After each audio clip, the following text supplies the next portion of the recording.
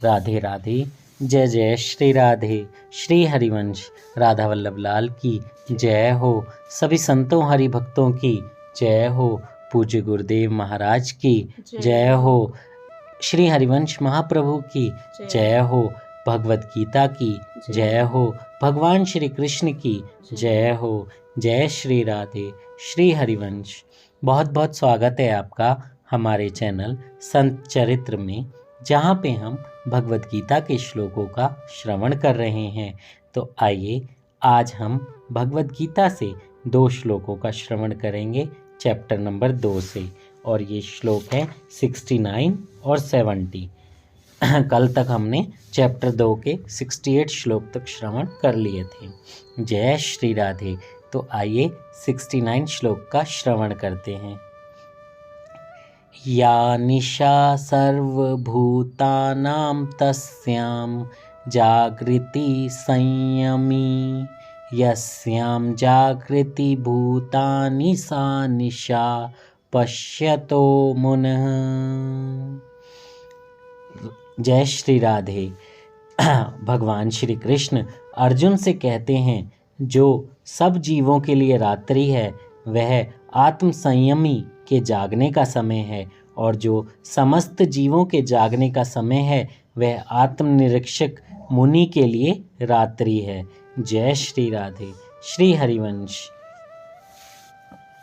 इसका तात्पर्य, बुद्धिमान मनुष्यों की 2 श्रेणियां हैं। एक श्रेणी के मनुष्य इंद्रिय तृप्ति के लिए भौतिक कार्य करने में निपुण होते हैं, और दूसरी श्रेणी के मनुष्य आत्मनिरीक्षक हैं, जो आत्म साक्षात्कार के अनुशीलन के लिए जागते हैं। विचारवान पुरुषों या आत्मनिरीक्षक मुनि के कार्य भौतिकता में लीन पुरुषों के लिए रात्रि के समान है। भौतिकवादी व्यक्ति ऐसी रात्रि में अनभिज्ञता के कारण आत्म साक्षात्कार के प्रति सोए रहते हैं। आत्मनिरीक्षक मुनि भौतिकवादी पुरुषों की रात्रि में जागे रहते हैं। मुनि को आध्यात्मिक अनुशीलन की क्रमिक उन्नति में दिव्य आनंद का अनुभव होता है, किंतु भौतिकवादी कार्यों में लगा व्यक्ति आत्म साक्षात्कार के प्रति सोया रहकर अनेक प्रकार के इंद्रिय सुखों का स्वप्न देखता है, और उसी सुप्त अवस्था में कभी सुख तो कभी दुख का अनुभव करता है। आत्मनिरीक्षक मनुष्य भौतिक सुख या दुख के प्रति अन्य मनस्क रहता है। वह भौतिक घातों से अविचलित रहकर आत्म साक्षात्कार के कार्यों में लगा रहता है। जय श्री राधे। श्री हरिवंश।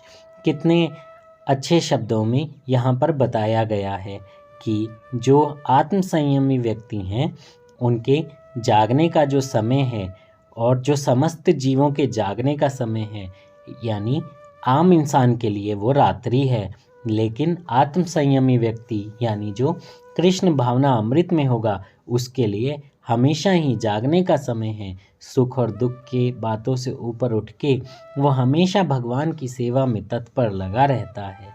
जय श्री राधे। श्री हरिवंश। आइए श्लोक नंबर 70 का श्रवण करते हैं। आपूर्यमाणं चल प्रतिष्ठं समुद्रमापः प्रविशन्ति यद्वत्, तद्वत् कामायं प्रविशन्ति सर्वे, स शान्तिमाप्नोति न कामकामी। जय श्री राधे। भगवान श्री कृष्ण अर्जुन से कहते हैं, जो पुरुष समुद्र में निरंतर प्रवेश करती रहने वाली नदियों के समान इच्छाओं के निरंतर प्रवाह से विचलित नहीं होता और जो सदैव स्थिर रहता है, वही शांति प्राप्त कर सकता है। वह नहीं जो ऐसी इच्छाओं को तुष्ट करने की चेष्टा करता हो। जय श्री राधे। कितने आसान शब्दों में भगवान ने अर्जुन को समझाया है।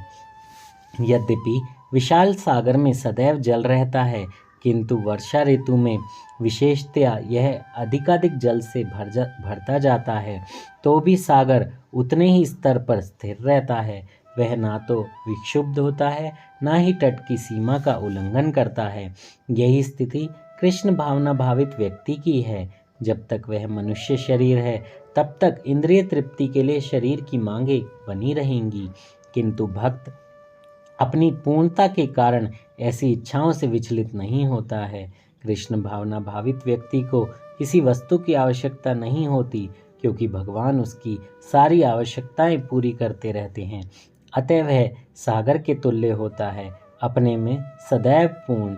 सागर में गिरने वाली नदियों के समान इच्छाएं आप उसके पास आ सकती हैं, किंतु वह अपने कार्य में स्थिर रहता है और इंद्रिय तृप्ति की इच्छा से रंच भर भी विचलित नहीं होता है।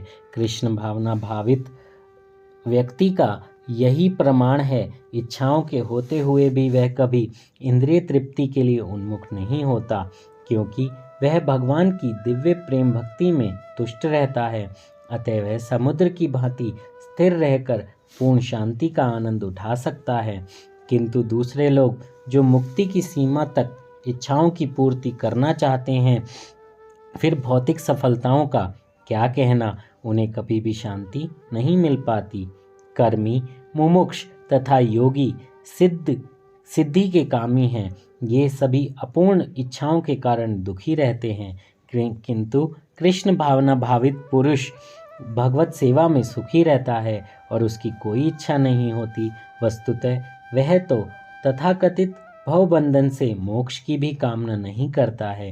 कृष्ण के भक्तों की कोई भौतिक इच्छा नहीं रहती, इसलिए वे पूर्ण शांत रहते हैं। जय श्री राधे। बोले कृष्ण भगवान की जय हो। जय श्री राधे। बहुत से भक्त कृष्ण भगवान के तत्पर हो नहीं पाते, क्योंकि उन्हें लगता है कि कृष्ण भगवान के तत्पर हुए तो भगवान उन्हें लूट लेंगे, उनका सब कुछ छीन लेंगे। वो सारे लोग भगवान शिव, ब्रह्मा, इन सब की उपासना या देवी देवताओं की उपासना में लगे रहते हैं।